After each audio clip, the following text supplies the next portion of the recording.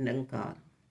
मन में यदि प्रभु परमात्मा निराकार दातार बसे हैं तभी हमारा पार उतारा है। निरंकार से प्रीति करके साकार की जो सेवाओं में अपने आप को तन्मयता के साथ लगाए हुए हैं, सिर्फ और सिर्फ उसी की कदर होगी इस दरगाह में, इस दरबार में। गुरु बिना गति नहीं है, लिखा है हम पढ़ रहे हैं, पर हम पढ़कर उसे जीवन में ढाल नहीं रहे हैं, उसे जीवन में लाने का प्रयत्न नहीं कर रहे हैं। वो वैराग्य हमारे अंतरकरण में, वो जिज्ञासा हमारे अंतरकरण में उत्पन्न ही नहीं हुई है कि हमें साकार सतगुरु जी से प्रीति हो जाए, साकार सतगुरु जी हमें मिल जाए।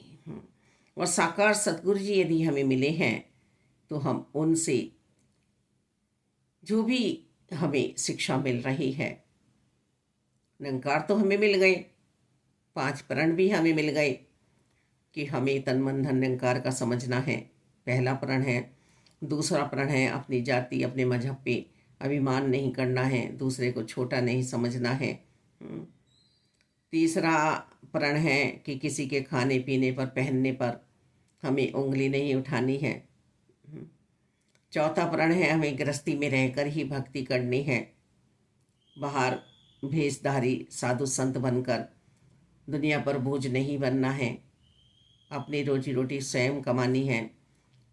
छठा 5वां प्रण है कि बिना गुरु के हमें ये ब्रह्म ज्ञान की दात जो हम पे खोली जा रही है, हमें दी जा रही है, किसी को बतानी नहीं है। और ये 5 प्रण हम जब तक नहीं मानेंगे तब तक हमारे जीवन में ब्रह्म ज्ञान टिकेगा नहीं। जैसे हम दवाई लेने जाते हैं और हमें दवाई से पहले परहेज बताए जाते हैं, यदि हम परहेज कर लेते हैं तभी हमें दवाई का लाभ होता है। इसी तरह से ब्रह्म ज्ञान का लाभ तभी होगा जब 5 ये प्रण प्रतिज्ञाएं हम मानेंगे अपने जीवन में। तो मन में यदि हमारे निरंकार बसे हैं तभी हमारा पार उतारा है, तभी हम सुंदर बन पाएंगे। और किसी भी तरह का हमारे मन में अभिमान नहीं आना चाहिए कि हम सुंदर हैं, हम विद्वान हैं, हम रईस हैं, किसी भी तरह का अभिमान बहुत सूक्ष्म से सूक्ष्म हुआ करता है। मैं गरीब हूं, मैं किसी से कुछ लेता नहीं हूं, ये भी अभिमान है। संतों ने समझा दिया, जिस नाव में हम बैठे हुए हैं उस नाव में यदि पानी आ गया तो नाव हमारी डूब जाएगी। नाव हमें तभी पार उतारेगी जब नाव में पानी नहीं, पानी पर नाव चल रही है। तो ब्रह्म ज्ञान की दात भी हमारे काम तभी आएगी जब हम अभिमान नहीं करेंगे किसी भी बात का। मेरे मन में सिर्फ और सिर्फ चाह एक निरंकार की हो। यदि भव सागर पार करना है तो मुझे, हमें संसार में रहना है, संसार को अपने मन में नहीं रखना है। हम संसार में रहते हुए अपना पार उतारा कर सकते हैं, पर यदि संसार की बातें मेरे मन में आ गई, देखे तो सही कितना बड़ा ब्रह्मज्ञानी कितनी भक्ति कर रहा है तन्मयता के साथ, और उसके मन में संसार आ गया, मोह आ गया, लालच आ गया, स्वार्थ आ गया, मेरा मेरा मेरा मेरा मेरा मेरा, और मेरा मेरा करते करते वो सिर्फ और सिर्फ अपने आप को डुबा गया, उसका संसार छूट गया जो उसने भक्ति वाली नगरी बसाई थी। हम कह रहे हैं कि इस समुद्र में हम डूब गए और हम फिर बाहर निकले ही नहीं, क्योंकि हम निरंकार के हो गए, विश्वास आ गया, श्रद्धा भाव उत्पन्न हो गया। तो ये समुद्र, ये सागर, हम यहाँ पे भक्ति की बात कर रहे हैं, हम यहाँ प्रभु की बात कर रहे हैं, तो ये भक्ति का समुद्र ही होगा। आप प्रश्न भी ना करें, क्योंकि भक्ति हमारी गोते खा जाती है। जहाँ एक प्रश्न हमने उठाया किसी सामने वाले पर मेरी भक्ति की नैया डोल गई, तूफान आ गया। अब कैसे संभलेगी? यदि मन मेरा संगत की तरफ दौड़ गया, संतों की तरफ दौड़ गया तो मुबारक है। और यदि संसार की तरफ दौड़ गया, मिथ्या पिक्चरों की ओर दौड़ के, अच्छा एक बच्चा इतनी पिक्चर देख रहा है, 10 साल से इतनी पिक्चर देख रहा है, इतने अन्य मूवी जो भी आ रहे हैं, चलचित्र देख रहा है, उसका पेट नहीं भरा। हाँ, भक्ति से पेट भर गया, संतों से पेट भर गया, अच्छे व्यवहार से पेट भर गया। तो ये क्या सदगुरु जी की बात उसने मानी? गुणों को सीखा उसने सतगुरु जी से। सीखने का एक सफल जो उस पे जीवन का ये मौका मिला था, क्या वो सीखने का प्रयास कर पाया, अपने जीवन को सफल बना पाया?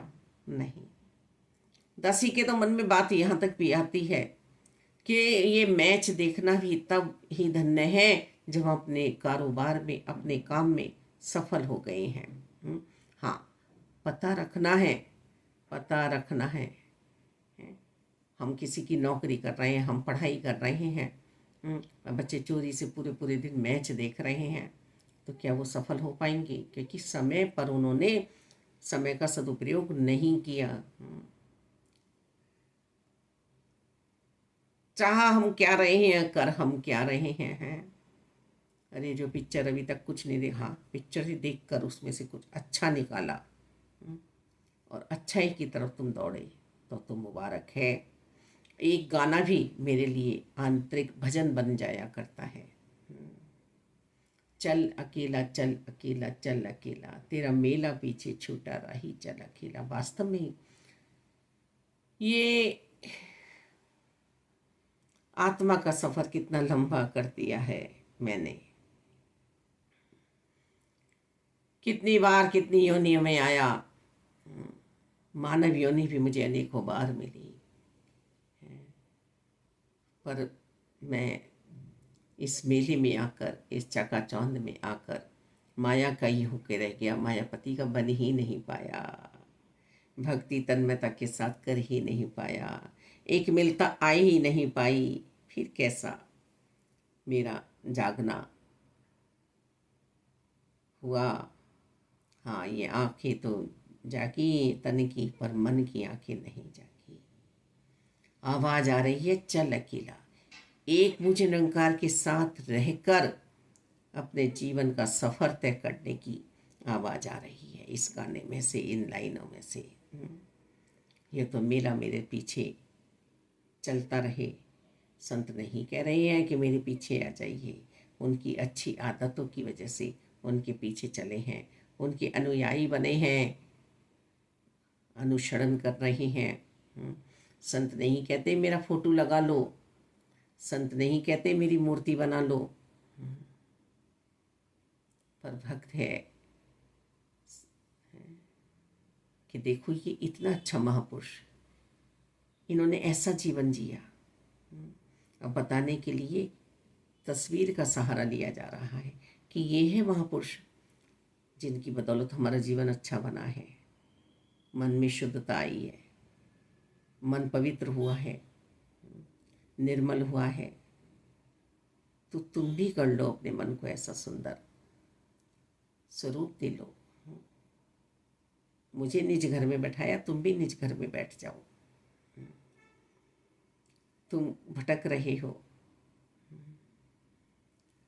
चल अकेला चल अकेला चल अकेला। ये बंधे, तू अकेला आया था, अकेला ही तुझे जाना है, पर चौथा प्रण तुझे निभाना है। गृहस्थी में रहकर ही भक्ति करनी है।